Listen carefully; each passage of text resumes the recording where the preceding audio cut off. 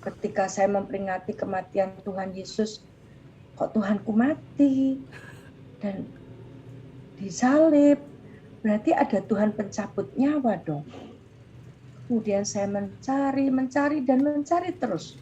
Ya, saya bertanya ke sana kemari, ya, ke pendeta, ke dosennya pendeta, tapi tidak pernah ada yang bisa memberikan jawab kepada saya. Tidak ada yang bisa memberikan jawab kepada saya. Kenapa kok Tuhannya mati? Kok Tuhan itu pencabut nyawa gitu loh. Teman-teman, saya tunjukkan buat teman-teman semua ya. Ketika dia mengatakan setiap memperingati kematian Yesus, berarti Tuhan mati dong begitu ya. Berarti Tuhan pencabut nyawa dong. Loh, saya bingung ini sama orang ini cara pikirnya. Begini, saya kasih analogi aja buat teman-teman atau mereka yang suka ngomongin hal-hal yang sama ulang-ulang kayak begini terus. Perhatikan ini, apakah Tuhan bisa mati? Anda ketika ngomong Tuhan bisa mati, Anda tuh lagi ngomong tentang apa? Anda tuh lagi bicara bahwa ada seorang laki-laki bisa hamil. Bagaimana mungkin Tuhan itu mati? Tuhan itu kekal. Loh, buktinya kok Andre? Tuhan Yesus mati di kayu salib loh. Bentar dulu. Perhatikan ini. Tentang manusia. Saya kasih analogi aja. Manusia itu punya otak, betul? Dan manusia itu punya tubuh. Tetapi teman-teman, di dalam otak manusia ada namanya pikiran. Nah, sekarang saya mau tanya, pikiran itu ada di dalam otak sebelah mana? Anda silakan cari, bongkar, iris-iris juga nggak akan ketemu. Kenapa? Karena pikiran itu sifatnya adalah sesuatu yang bukan kita lihat, raba, dengar. Bukan sesuatu yang bisa kita pegang.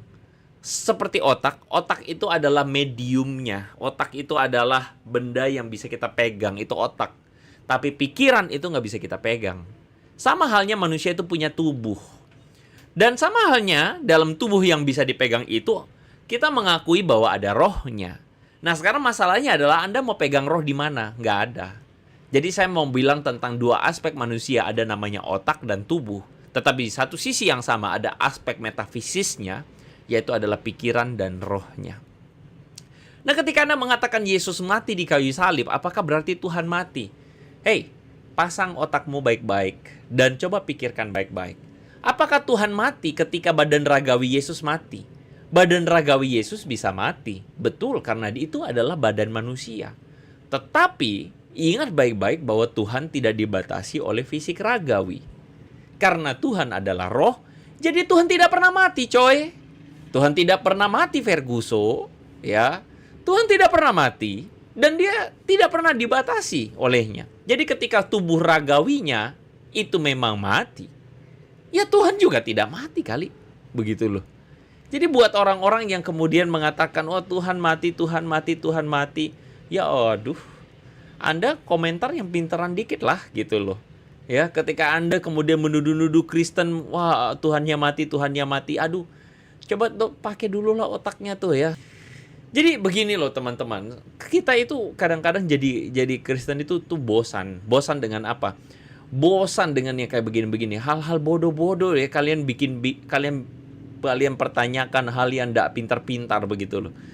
Jelas-jelas Tuhan itu ketika Yesus mati di kayu salib, itu badan ragawinya mati. Tetapi rohnya enggak. Oke, kita lanjut. Ustazah Dewi ini mengatakan begini, Tuhan itu Tuhan pencabut nyawa. Pencabut nyawa apaan? Hei, di dalam kekristenan itu tidak ada itu istilah pencabut nyawa. Dan memang betul itu adalah istilah yang ada di Islam. Jadi katanya nih ya, ada nama malaikat dan tugasnya. Jadi Israel, Israel sang malaikat pencabut nyawa. Nih Israel nih ya, ini ilustrasi ya. Jadi sebutan soal masalah pencabut nyawa, malaikat pencabut nyawa, Tuhan pencabut nyawa, ya. Jadi begini ya Ustazah Dewi ya, Anda itu lagi ngomong, lagi bicara tentang hal yang di Islam, gak usah bawa-bawa ke Kristen. Biarin cuma di Islam aja, gak usah di Kristen ya. Bahkan saya ini curiga bahwa Ustazah Dewi ini, saya curiga. Dia ini Islam ini jangan-jangan sejak kecil udah jadi Islam. Cuman apa, pikirannya kecampur-campur aja begitu loh ya. Oke lah, kita lanjut dulu ya.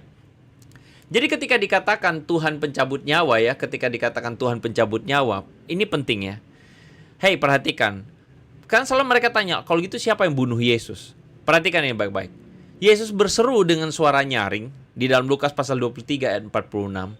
Yesus berseru, "Ya Bapa, ke dalam tanganmu kuserahkan nyawaku." Dan sesudah berkata demikian, perhatikan ini, Yesus menyerahkan nyawanya. Di DM chat saya itu ada orang Kristen yang juga menanyakan, loh kalau gitu siapa yang bunuh Yesus? Nggak ada yang bunuh Yesus, karena Yesus yang menyerahkan nyawanya. Jadi masih perhatikan ini baik-baik. Tidak ada yang bisa mencabut nyawanya Tuhan. Dan di sini dikatakan Yesuslah yang menyerahkan nyawanya. Jadi Yesus itu yang menyerahkan nyawanya karena tidak ada yang punya kuasa atas dia. Jadi ketika Ustazah Dewi mengatakan, oh Tuhan Kristen mati, Tuhan Kristen itu pencabut nyawa, Anda itu lagi ngomongin halusinasi sendiri begitu ya. Jadi aduh kasihan sekali ya. Kasihan sekali.